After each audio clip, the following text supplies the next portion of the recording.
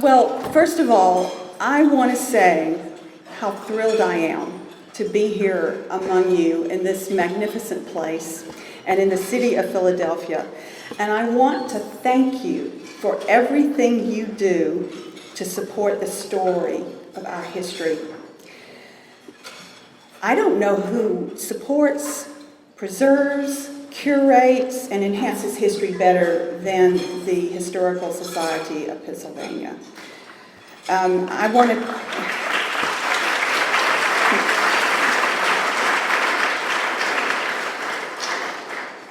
to thank you for this award, and I want to tell you how much awe and gratitude and humility I feel in accepting it. Imagine, if you will, what it would be like for a novelist, a fiction writer, to receive a letter one day from Dr. Talbot asking if I would accept an award for exemplary service to history. Well, this fiction writer was absolutely thrilled, and I want to try now and tell you why I was so thrilled and am so thrilled by this. I fell in love with American history when I was 11 years old. That was my magical year. My fifth grade teacher was absolutely enthralled, kind of bonkers about Philadelphia. I remember skits involving the Independence Hall, a very lopsided paper mache Liberty Bell, all kinds of things that celebrated the history of Philadelphia and our country. And that was the year that I was introduced to the stories of our history, and I never forgot it. Had a very big impact on me. That summer, after my fifth grade year, my grandmother drove me from Georgia, where I grew up, to Philadelphia. And I made my first pilgrimage here, and it was really glorious, I have to tell you. Somewhere in my mother's house, there is this photograph of me standing by the Liberty Bell in some plaid Bermuda shorts. And I have revered and studied history ever since. My husband is here with me tonight, and we are proud that our two children both were majors in college in history and got masters in history.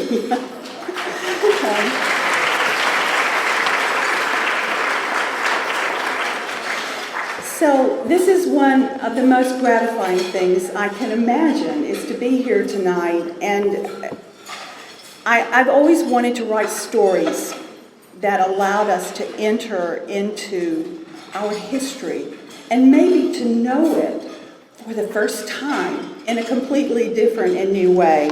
With The Secret Life of Bees, what I wanted to do was to write a story that bore witness to the civil rights history that I grew up witnessing in my small town in Georgia that I experienced in the 60s. With the invention of wings, I wanted to go back to ground zero to see where the legacy of racism came from in this country and to explore that. I wanted to tell the story of Sarah and Angelina Grimke, who seemed to have fallen in this dusty crack in history. I first came upon the Grimkes in New York. I went to see the Judy Chicago Dinner Party exhibit at the Brooklyn Museum in 2007. And I was looking at the heritage panels where they have the names of 999 women who've made significant contributions to Western history. And there were their names. And they were from Charleston, South Carolina, where I was living, and I had never heard of them. Now, I had been driving by the Grimke house, it turned out, for 10 years and didn't know it. Now, I considered this a failure on my part. Actually, I thought I'd read a lot of women's history.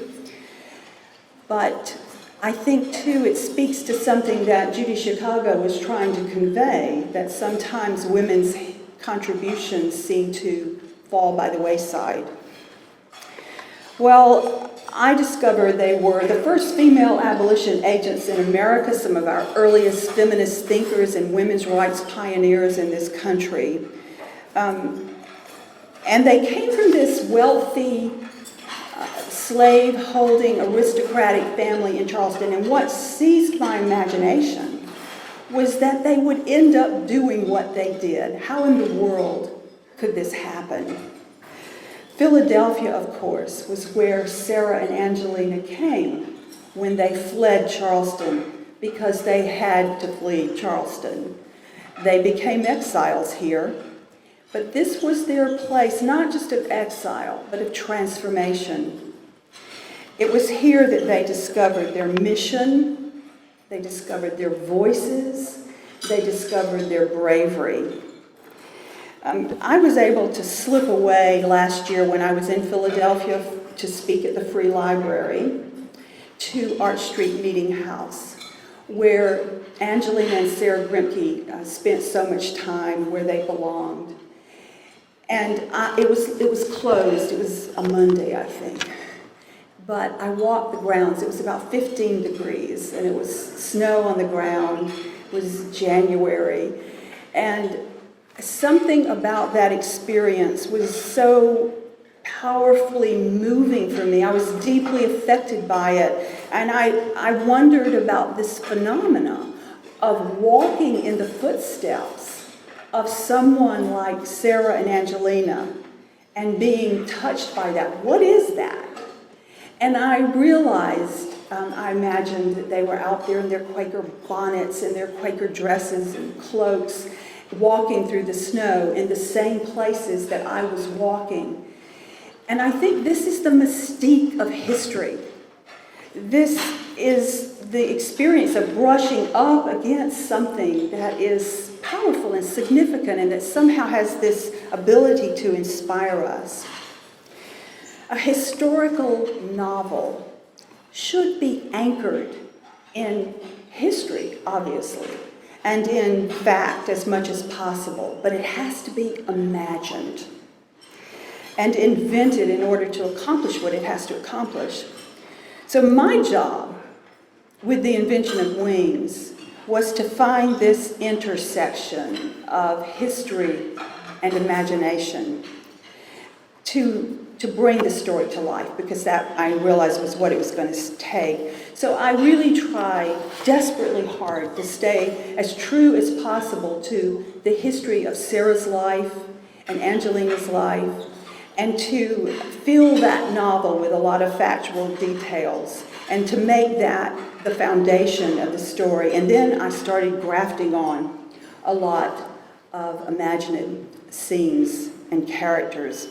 Let me give you one example of how I blended fact and fiction in the invention of Wings.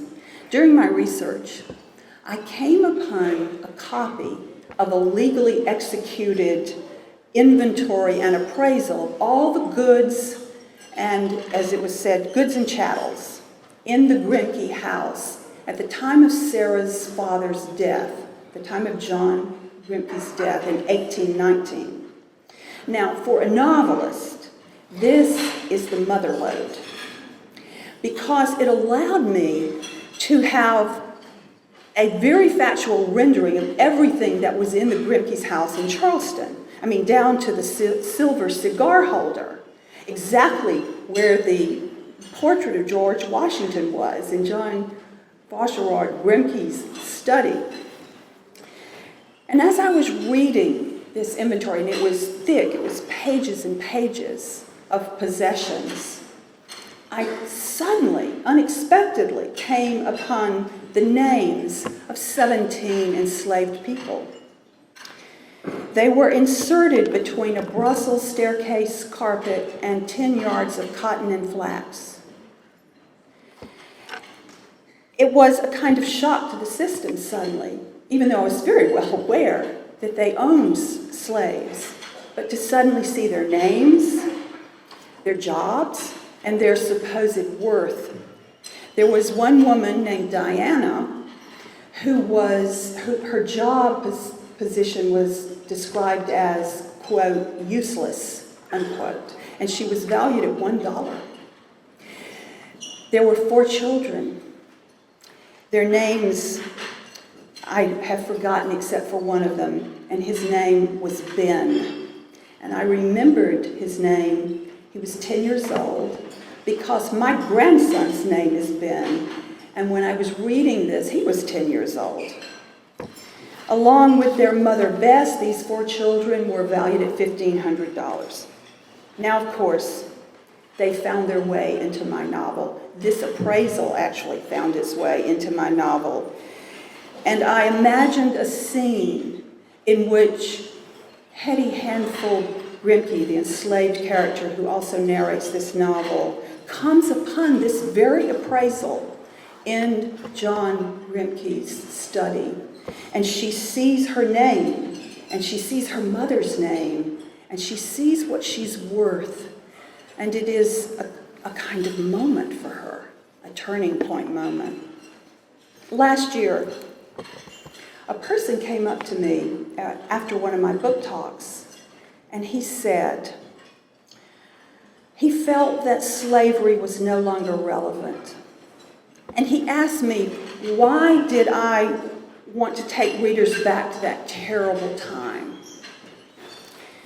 Now, let me say that discovering this appraisal of the 17 slaves hit me really close to the bone. And I think it was because of how real these human beings suddenly seemed to me when I saw their names. And I think it was also because of the banality and the very casual cruelty of listing them between Brussels carpets and between cotton and flax. And I thought, here is our human capacity for cruelty.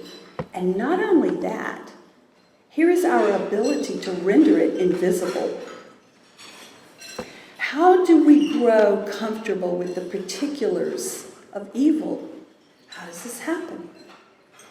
How does evil gather in our country when no one's looking, or gather anywhere? I think those slaves recorded in an inventory in 1899 seemed very relevant to me right then. And it was then I began to understand that history and historical fiction should not only be about how life was back then, it had to be how it affects our understanding of life today. So I felt that this story was very relevant, and that our invisibility of contemporary evils sometimes was very relevant, that our reach for liberation and empowerment was very relevant. So why do I want to take people back to the distant past? So we can find its relevance. And we can find its relevance. I know we can. My answer to the person who asked me that was to quote William Faulkner. He said, "The past is never dead. It's not even past." So history, I think, should cause us to look with surprise and with sadness and sorrow and resolve at who we were and how it shaped who we are now. The French Jesuit Teilhard de Chardin, who had an influence on me, wrote, "We are the sum of our history." And that has never seemed truer to me than when I was writing The Invention of Wings. Toni Morrison once said that what she wanted to do when she wrote Beloved was to translate history into the personal. And I think that was always my mission in writing The Invention of Wings. I've been asked many times, well, what do you want readers to get from your novel? And I want them to learn something. I want my work to be a carrier of ideas and maybe enlighten people about some piece of history they didn't know, or discover Sarah and Angelina Grimke. But what I really hoped for in writing this book was that readers would have a felt experience of what it was like to be even a privileged white woman in the early 19th century who had very few rights, or what it felt like to be an enslaved person. I want the reader to feel like he or she has participated in history, in the interior lives of these characters, all of their yearnings and sufferings and braveries and joys to drop into their life. And of course, I'm talking about empathy, to have that empathetic experience, to feel history, and to know its relevance today. I want to conclude by telling you that when I began writing The Invention of Wings, I copied some words on a little 3x5 card, and I propped it up on my desk, and it stayed there for 4 years while I wrote this novel. And they are words by Professor Julius Lester. And he said, "History is not just facts and events. History is a pain in the heart. And we will repeat history until we make another's pain in the heart our own." Thank you so much for this award. I am deeply grateful to you and for all you do for the story of history.